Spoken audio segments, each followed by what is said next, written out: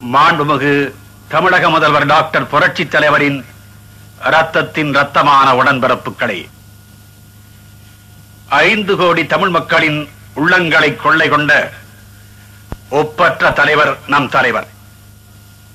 ஆம், அவரை புரட்சி தலைவர் என்பார், பொன்மான செம்மல் என்பார், எங்களின் தங்கம் என்பார், ஏழைகள் தெய்வம் என்பார், அள்ளி கொடுத்த வள்ளல் என்பார், அண்ணாவின் இதயக்கனி என்பார், மக்களின் திலகம் என்பார், மகுடம் தரிக்காத மன்னர் என்பார்.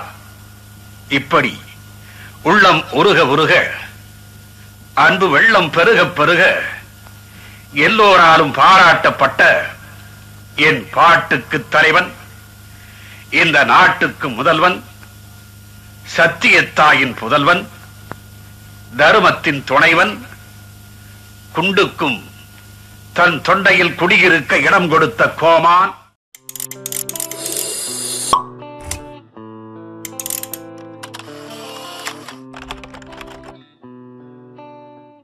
அது பொன்னான மனசே பூவான மனசே வைக்காத பொண்ணு மேல ஆசை, நீ வைக்காத பொண்ணு மேல ஆசை,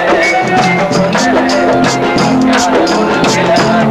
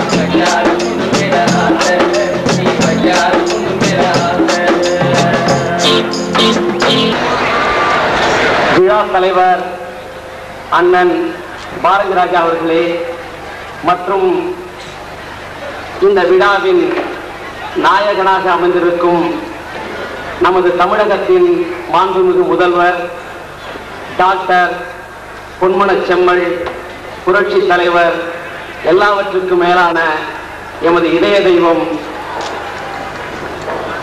எம்ஜிஆர் அவர்களே மற்றும் மேடையில் அமர்ந்திருக்கும் அண்ணன் நடிகர் திலகம் சிவாஜி கணேசன் அவர்களே மற்றும் மேடையில் அமர்ந்திருக்கக்கூடிய அனைத்து திரையுலக கலைஞர்களுக்கும் மற்றும் இங்கே கூடியிருக்கக்கூடிய பெரியோர்களுக்கும் தாய்மார்களுக்கும் ரசிக பெருமக்களுக்கும் எல்லாவற்றுக்கும் மேலாக புரட்சி தலைவரின் ரத்தத்தின் ரத்தங்களுக்கும் எமது முதற்க நன்றி கலந்த வணக்கத்தினை தெரிவித்துக் கொண்டு நான் இங்கே ஒரு சில வார்த்தைகளை பேசலாம் என்று நினைக்கின்றேன். என்னை பொறுத்தவரையில் நான் மிக மிக சின்னஞ்சிறியவன்.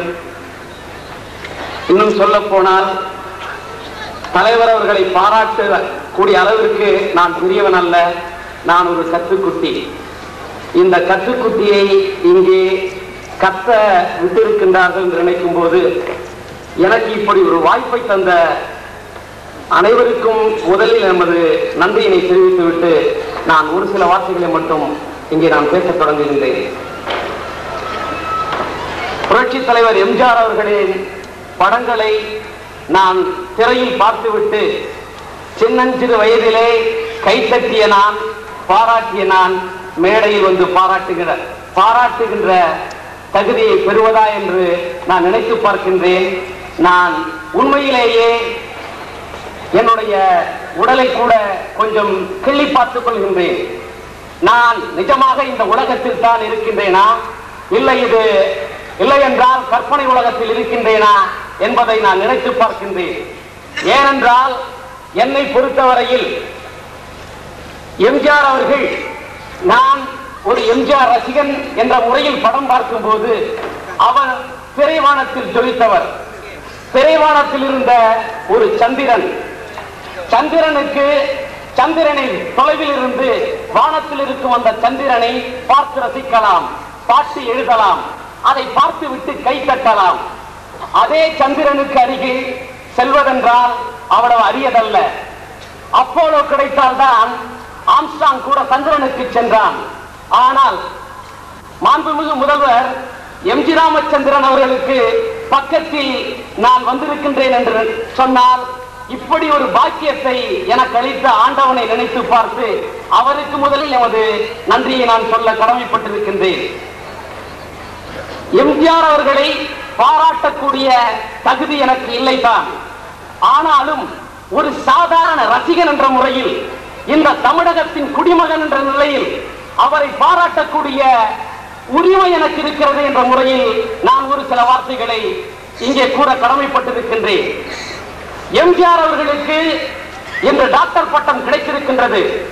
டாக்டர் பட்டம் கொடுத்திருக்கக்கூடிய சென்னை பல்கலைக்கழகம் எம்ஜிஆர் அவர்களுக்கு டாக்டர் பட்டம் கொடுத்திருப்பதை நினைத்து நான் பல்கலைக்கழகத்தை பாராட்டுகின்றேன்.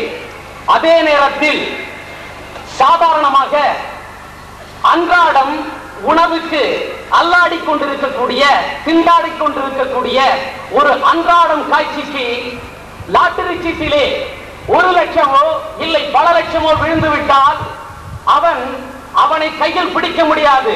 அவன் ஒரு ஆனந்த தாண்டவம் ஆடுவான். ஏனென்று கேட்டால் அவனுடைய வாழ்க்கையிலே அது ஒரு முக்கிய திருப்பம், இன்னும் சொல்ல போனால் ஒரு அதிசயமான விஷயம்.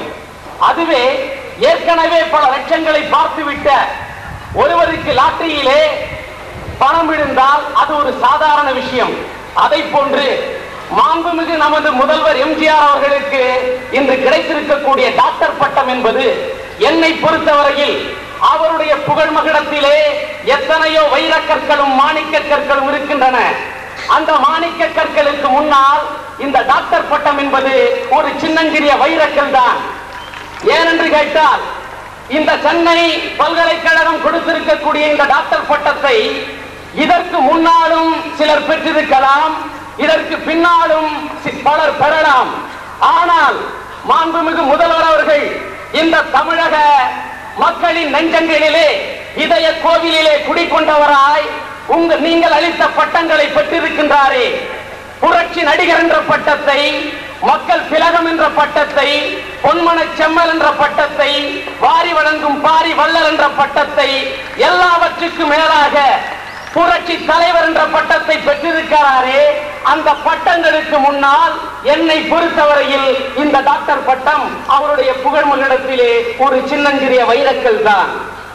அடுத்து எம்ஜிஆர் அவர்களுக்கு, மாண்புமிகு முதல்வர் அவர்களுக்கு டாக்டர் பட்டம் கொடுத்ததை பற்றி ஒரு என்னுடைய தாழ்மையான கருத்து என்னவென்றால், டாக்டர் என்பவர் மன்னிக்கவும், டாக்டர் என்பவர் எல்லோருடைய உடலில் ஏற்படக்கூடிய நோயினை போக்குகின்றவர். மாண்புமிகு முதல்வரை பொறுத்தவரையில் இன்று ஏழை மக்களுக்காக எத்தனையோ செய்திருக்கின்றார். அவர் எத்தனை திட்டங்களை கொண்டு வந்த போதிலும் என்னுடைய நெஞ்சத்தில் அழுத்தமாக பதிந்துவிட்ட ஒரே ஒரு திட்டம் இந்த சத்துணவு வழங்கும் திட்டம். அதை நான் ஏன் இங்கு குறிப்பிடுகின்றேன் என்று சொன்னால், ஒரு காலத்தில் நானும் ஒருவேளை சோற்றுக்காக அவதியுற்ற நேரத்திலே எத்தனையோ நாட்கள் என்னுடைய நிலையை நினைத்து நான் அழுததுண்டு. நான் அப்படி அழுகின்ற நேரத்திலே அவர் அன்றொரு நாள் ஆனந்த விகடனில் எழுதிய நான் ஏன் பிறந்தேன் என்ற தொடர்கட்டுரையை நான் படித்ததுண்டு. சில நேரங்களில் நான் ஏன் பிறந்தேன், இந்த உலகத்தில் வாழ வேண்டுமா என்று விரக்தியின் உச்சநிலையை எட்டிப்பிடித்த நிலையின் கஷ்ட நஷ்டங்களை தெரிந்தவர். பாம்பின் கால் பாம்பரியம் என்று சொல்வார்கள். வாழ்க்கையின் கஷ்ட நஷ்டங்களை அவர் உணர்ந்ததால் தான் இன்று தமிழகத்தின் எண்ணற்ற கோடான கோடி ஏழை மக்களின் கஷ்டங்களை அவர் உணர்ந்து பார்த்திருக்கின்றார். என்னை பொறுத்தவரையில் வாழ்க்கையில் ஒரு மனிதனுக்கு பசி என்பதுதான் கொள்ளாத கொடுமையை விளைவிக்கக்கூடிய ஒன்றாகும். ஏனென்று சொன்னால், ஆண்டவனின் படைப்புகளிலே எனக்கு பிடித்ததே இரண்டு.